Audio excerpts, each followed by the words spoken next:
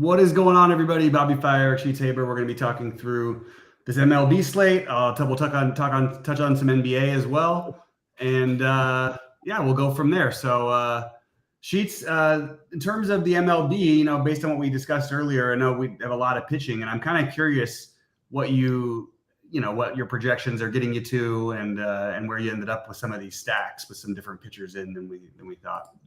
Yeah, so I'm a little bit too chalky right now in my bigger buy-ins. Like I'm playing this Gausman Hunter Brown combination with Cleveland, which to me seems a little bit fishy. So I kind of have to think about it, but that's kind of where that's kind of what I want to do. And then the other kind of big bind, the other way I could go, like right now I have two big buy-ins, and one of them's got that structure, and the other one is more with the Yankees, as opposed to Cleveland, but it's still got that Gausman Brown combination there. So we'll have to see if I end up doing that. I actually like this one with the Yankees more than the Cleveland one. Maybe I'll just swap the two, but whatever. But are you gonna? Do you have anything with the Gausman Brown? Or are you paying up a little bit more? I do have the. I'm not playing Brown on DraftKings very much, okay. or on FanDuel actually. But I have like Waldron and Brown a good amount. I'm looking at my exposure right now, and yeah, I have my highest owned is Gausman. After that, it's Waldron, Reagans, Peralta, Brown, and those are basically the guys I'm using with a little bit of Wheeler and as you mentioned earlier, a little bit of Luzardo. Do you have any of the Brown and or something you paying down for pitching at both spots anywhere? Yeah, I have Waldron and Brown where I'm doing it. Okay. I keep getting the wrong Brown. I'm sorry. I keep saying not Brown and Brown. The problem was I was thinking of Ben Brown, not what's his name. So I thought you were going off the board with the Ben Brown play, and I was like, wait, no. Yeah, we're talking about Hunter Brown. But although I have to say, if you are playing on FanDuel and you're getting a lot of entries out there, I don't think that Ben Brown or Hunter Brown is a terrible idea over there. They're going to be low owned and they're super cheap. You don't really need all of the money, but you could play them with like Colorado stacks and be unique enough. I'm sorry, with Cleveland stacks in Colorado. And actually, it's something I'm considering. Like, I actually think it's a pretty reasonable route to go. I also like that just between the two sites, like, I think Gausman is just as good a play as basically all the pitchers on FanDuel. So that means I should be playing more of them even on DraftKings.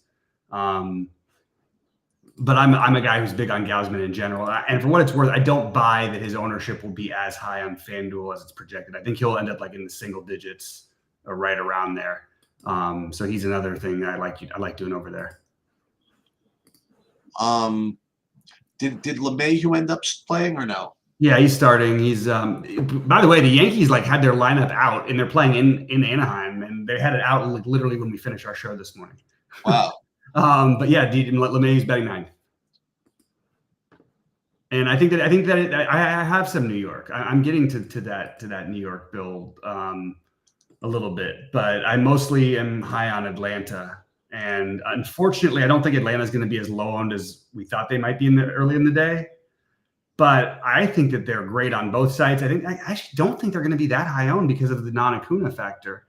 But I like Atlanta. I like getting exposure here. So I'm going to be just way overweight Atlanta on this slate. That's the team I've sort of stuck my most guns out with. I'm definitely all of my Cleveland and even my Colorado. Although I think you can get away with full stacking it. All of those are like in 4-4s or they're the 3-man stacks or the 2-mans on a 5-2-1 or something. That's how I'm using those Coors guys. I like to do that. And honestly, that's been one of the things over baseball over the last few years that I feel really good about. I like not going just all out on these. If I'm not going to play it, it doesn't mean I can't play pieces of it. And like the Blue Jays, the only place I have any Blue Jays is on FanDuel, but it's with an Atlanta stack, and it's specifically the bottom of the Atlanta stack. and a Gaussman play that's going to be around 10%. So I can get away with a 4-4 there, Anyway, that's just my thinking. How concerned are you with the weather in the Toronto game?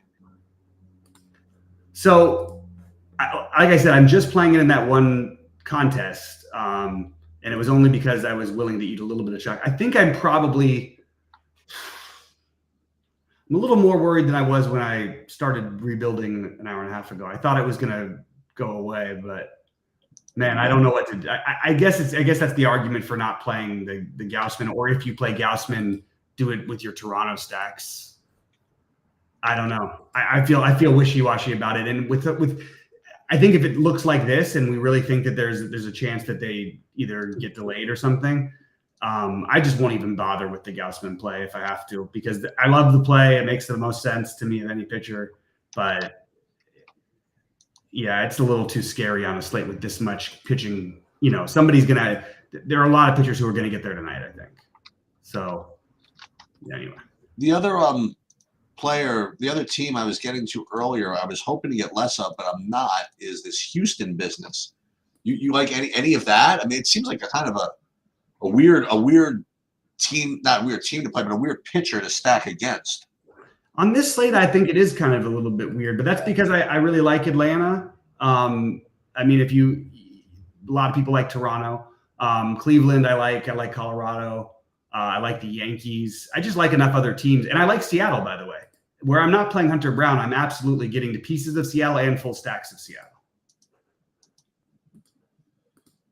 Yeah, so I do have to take a look at this weather from Toronto, because again, I got a whole bunch, not a whole bunch, I have enough Gaussman where, and it is an early enough game that I should have some news, I think. I don't know. Yeah. Huh. I hope we do, because it's obviously a big thing, and I've been treating it like, okay, it's just going to get better, but. Okay, so this is what I'm going to do for right now. I'll save one Toronto lineup and with Gaussman, and then I'm probably going to get rid of my other ones. We've got a Deep Open in the chat. Oh, he won the $5 single entry yesterday. Nice job, man. Nice. Very nice. He likes the 3-3 in the NBA tonight. I have some 3-3. I have some 4-2. We'll get into that in a bit. A good low-owned stack. The weather is scary. So I'm telling you, Atlanta is my stack. So that's I guess where I'm making my, and Sheets again is still getting forced into the Houston, but like I actually think that Houston, like there is upside for them in that matchup. But like Jordan Alvarez alone, literally, like I told you earlier, he's at like he's 5 extra base hits out in 12 at bats. Right. I think that it makes some sense. I really like Atlanta though. I mean, I just feel like the ownership is just not where it should be. And I feel like if Acuna was in there, yes, it makes the lineup better. And Atlanta hasn't been quite as good this year. I just think that these are the spots where you stood Atlanta from the last 5 years, just where they can totally explode, and getting them at low ownership makes a lot of sense. I have a dumb question. Have Atlanta been exploding this year? They haven't been as good this year. That's what I was saying. But in not being as good, let me just pull up my little stats here. Let's see. Even in not being as good versus, right? Let's see. They are 8th in the league in hitting, basically in all major categories against right-handed pitching. A little less on the home runs. That's the only thing they've been down on a little bit this year. No Acuna for the whole year, right? No Acuna. What are you going to do? Man, the last time he was out, they won the World Series. Is that true? Yeah, they won the World Series. They beat my freaking dog. It was so frustrating to watch. This 86-win team, the year before they're great, with none of their players. Nobody's healthy. And Eddie Rosario hit 565 in the 7-game series with the Dodgers and hit 5 home runs. I don't think he had 5 home runs for the next 5 years, or for the previous 5 years. It was like ridiculous. Well, can you imagine? Can you imagine having a 1-game playoff and having to play the Mets, and Tyler McGill comes out and throws a gem against you? I don't know. That's what happened today? Yeah, it looks that way. Mm-hmm. 2-1. They've really been struggling. They've been terrible lately. Yep. But, 9 strikeouts for Tyler McGill. Oh, my God. Wow. Yeah. But it was 2-0, but the Dodgers put up a run in the top of the 8th. So they'll be fun. God forbid you had the ability to watch the Dodgers in Los Angeles. You'd be able to see it. I know, seriously. And Glasnow's having a good game too. He gave up 2 earned runs, but 8 strikeouts. Ooh, 4 walks. That's not good. Glasnow had 4 walks. That's very unlike him. That's not the best. I'm curious. Earlier in the day, people were into the Arizona thing, and some of the ownership seems like it's slow to update because I don't think sure, I'm all for taking bats against Eovaldi in general because he'll challenge hitters with fastballs, but you don't want to stack against him. And it's strange. Like on FanDuel, especially, I'm noticing that their ownership seems a bit higher. So just wanted to throw that out there. And just so you guys know, if you haven't noticed yet, and this is, I've been from time to time. I did it today. I put up some WNBA projections in the Discord. I put them in the Discord because hopefully nobody would see them there. Because I'm sort of embarrassed. That's not true. I'll give him a yeah. You don't know level of like a 3. It's not terrible. No, that's not bad. Hey, it's cool. It's it's going to be a thing for everybody soon. So nice to get caught up. I guess so, right? Yeah, I mean it's with the numbers they're drawing, it's pretty amazing actually. I didn't even think this kind of thing was possible. And they're selling out. They sold more game tickets. I still don't understand how this works, but they sold more tickets to the Sparks game than they did the Laker game, any Laker game this season. You tweeted that the other day, right? Or something. It was I retweeted it probably. Okay. But it's wild. But I don't understand how that's I never understand how sometimes the stadium can be fuller and why that should be looked at as an advantage. I'm sure they could have gotten that many people in the Laker game, Right. All right. So I just updated the projections a little bit. Some guys in the Angels either out or I just didn't have a projection. Who's catching for Austin Wells? For the Yankees. Is it Austin Wells or somebody else? Probably somebody else. Austin Wells. He is, huh? Yep. Why do I not have him? Maybe I'll have him now. The one thing that I was looking at today, where did you say where you ended up with Wheeler? I didn't get to him in the first run, but I'm doing it now, and I'll let you know. I'm wondering on FanDuel about Wheeler. That's what I'm trying to decide. His splits, he's so much better at home.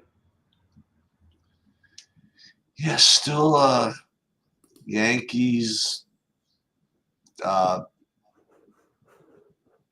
and pitching-wise, Waldron, all this Waldron, jeez. Yeah, I get it. He's 6,200. I'm surprised that if they run the Sims, it might not get 47% Miami. Yeah. Who's going to be the most popular pitcher on the slate? Got to be Gausman, right? Well, maybe not with the weather. Maybe not though because of this weather. Yeah, so I'm curious about that actually. I think it might end up being Peralta. Reagans will both be in a similar range, I think. But it is pretty spread out. For DraftKings, even the projections pretty much everywhere have it pretty spread out. I don't think they know what to do with this Toronto game. Because I do think Gausman would be 50% owned if there was no worries, or should be on DraftKings.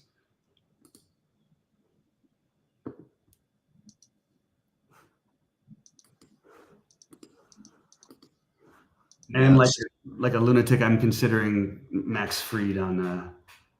I was getting some of that. I really was. I was getting some of that a little earlier. I thought FanDuel was tempted. I was hoping to avoid it. Yeah, he's also coming off another complete game. I just don't like pitchers coming off of complete games, even if it's not all their pitches. It feels like a lot. I mean, Waldron's getting ownership. Oh no, he's not going to be 8%. That's wrong. FanDuel's got that wrong. Excuse me. You all right? No, it's a disaster. All right, Yankees. So I'm trying to figure out here. Man, this Hunter Brown thing is crazy. What happened to this kid? Hold on a minute. Okay. Guys, we'll get into some NBA in just a minute. I'm just figuring something out here. It's weird though with the pricing. It's weird on FanDuel how I feel like there's so many pitching options on this slate, and on FanDuel I like can't decide who to play.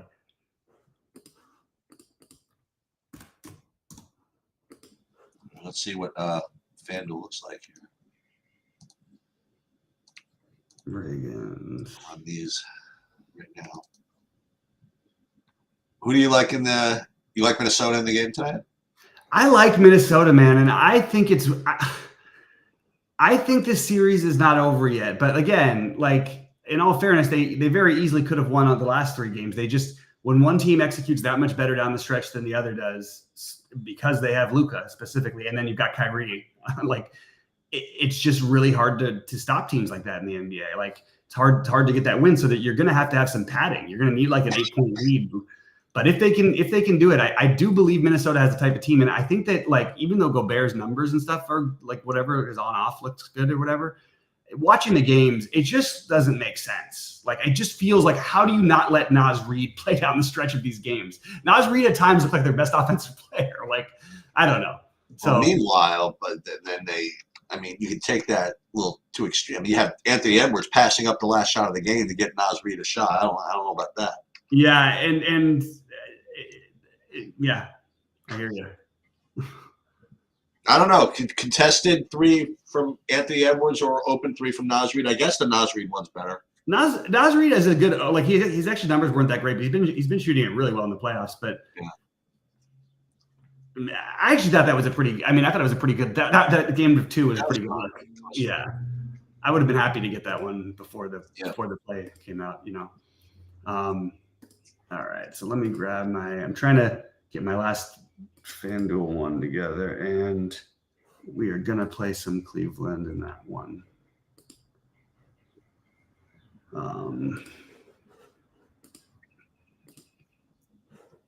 Jesus, Cleveland. This man Zotto is going to be.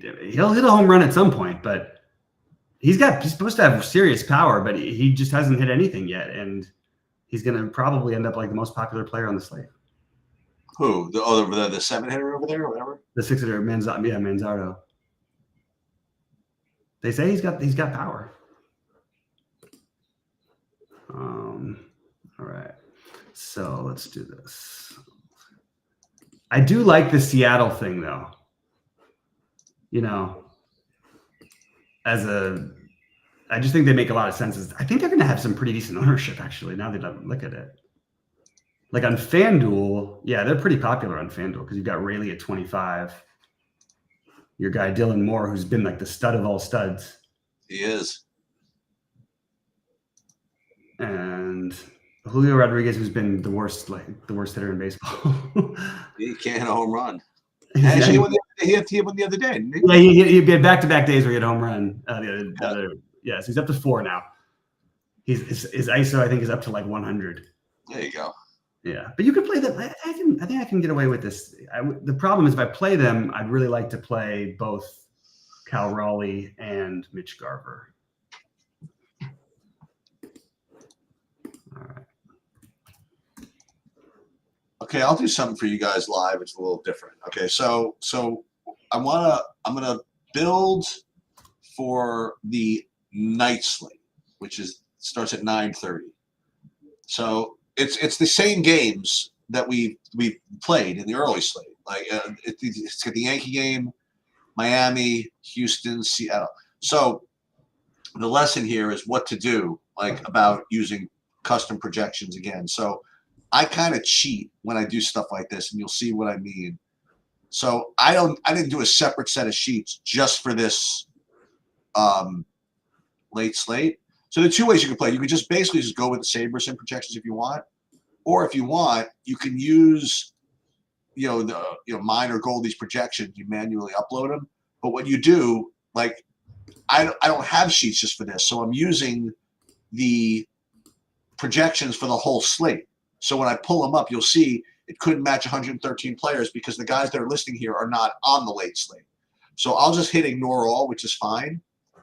and we'll hit save. But then what happens is it provided the projections, but the one thing you do have to change is the ownership, because the ownership my projected ownership is for the full classic slate, and it's going to be slightly different for the 4-gamer. So you want to reset the player ownership kind of before you build anything. So I guess that's something that you can that's a little lesson here. So let's build 30 lineups. And again, I don't need to build 5,000 lineups if I'm only going to play 30. Okay, you can. That doesn't mean you have to run them all, and it doesn't even take that long. But I just make sure to make at least like 100 times, or excuse me, 10 times what you're building. So if you're building 30 lineups, at least run 300. So you have something to choose from. So I just built 600 to start with. And again, one thing, what's different, everybody, about 4-game slate as opposed to a 7 is that you don't have to be as much of a stickler for stacking as you do for a 7-game slate. I still don't want to play pitchers against hitters at 4 games, so I'll keep that the same. But let's do the same thing. So let's just run the contest sims here. And again, I'm going to just use their defaults today. I'm not going to use my pool. And part of it is because I didn't run like that many lineups. Like if I built like 2,000 lineups, then I could use that as the representative pool. Because I only built 300-400, then I'm going to go with Saber Sims. Let's just see what I get from the late slate here. And the Houston-Seattle game, I still don't have lineups, nor do I have Philly. Yeah, we don't have the Philly lineup. We don't have relay throw. Seattle. Let's do Min Uniques 2, and I'll just kind of fire this. And not surprisingly, again, like just all this Houston. I mean, I don't know what Luis Castillo did to Saber Sim to warrant this kind of hate, but that's and I don't have to keep this, but that's what I'm getting for now. And then listen, you look, risk adjusted ROI for the perfect game, and I'll put that in, and it gives us kind of just something to do. And again, the more times you do this, the faster you get at it. It's again, I'm partially being selfish doing this because it helps me doing it. We upload it, and there you go. All right. You want to talk about the NBA? I'll build a Showdown NBA build. So while you talk about the game. Yeah, let me finish this one build I'm working on really quick because I don't want to lose it. But yeah, so I do think it's going to be a competitive game. I don't know why I have this weird feeling this series is going to be a long one. It doesn't make. I mean, look at these 3-0s. Everybody else is already acting like the finals has started.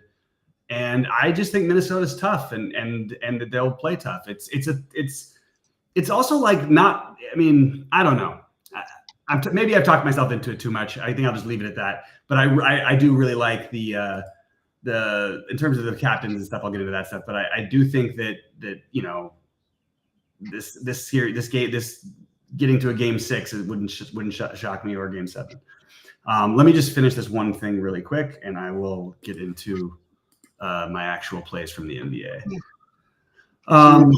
We're building this here. You see us doing it. We're just using the Sabres and projections. I'm not running Showdown projections here. Yeah.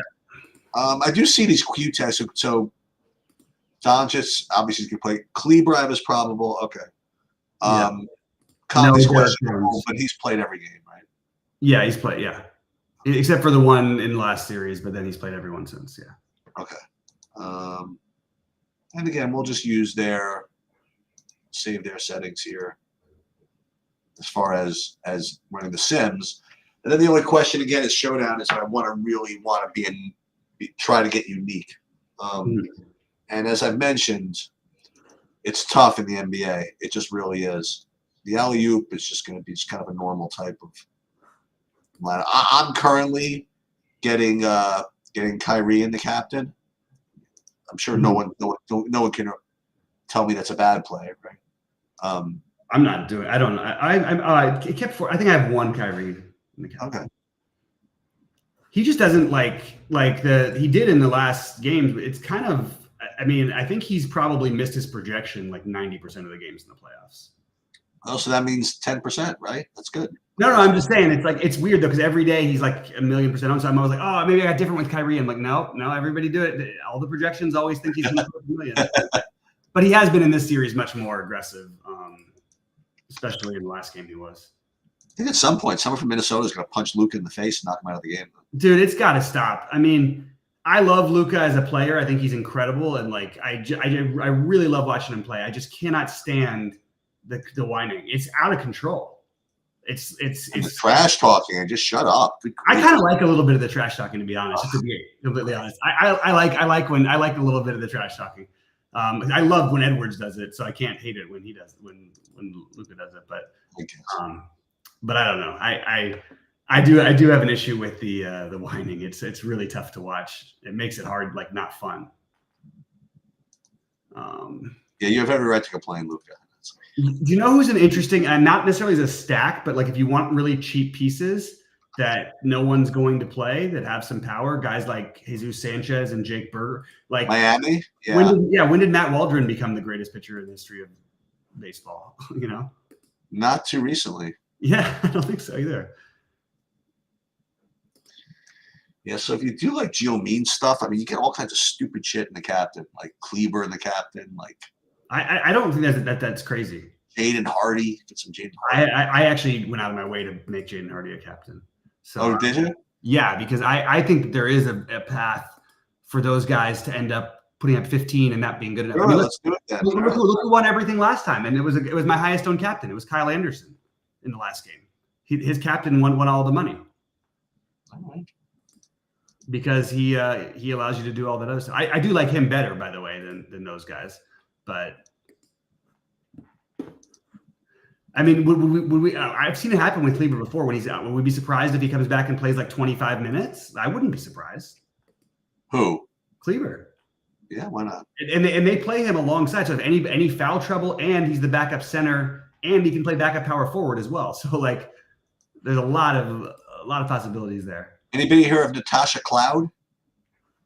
I have no idea. Or. Yeah, I know Neneke. You know this one? Wumake, yeah, because she comes on a podcast that I listen to all the time. She's really good. Okay, that's good. They got her. Yeah, she's cool. All right, I guess that's pretty much all I have. I want to check the weather. Oh, I'm sorry, I forgot to mention real quick. I'll just say my exposure real quick for the NBA for captains and stuff. My highest owned captains right now are Naz Reid. I actually think that the best captain thing is the one that people are just not doing the right reason. I think that Karl Anthony Towns is a tremendous captain play. So Naz Reid, Karl Anthony Towns, and Anthony Edwards are my highest owned, followed by Luka, Kyle Anderson, PJ Washington, Daniel Gafford, Jaden Hardy. I have a lot of captains. Then I have Jaden McDaniels, and then I have my one Kyrie and my one Tim Hardaway Jr., which could never ever work, but just maybe this time. No, I'm just kidding.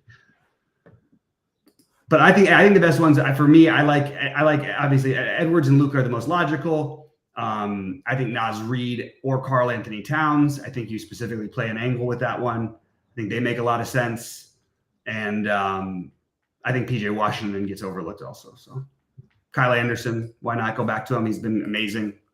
Oh, check it out. The Dodgers tied at the top of the ninth. There they go. They've lost a bunch, man. All right, I'm going to get going. Good luck, everybody, and catch up to you later. Sounds good, man. Have a good night. Good luck to everybody, and I'll be in the Discord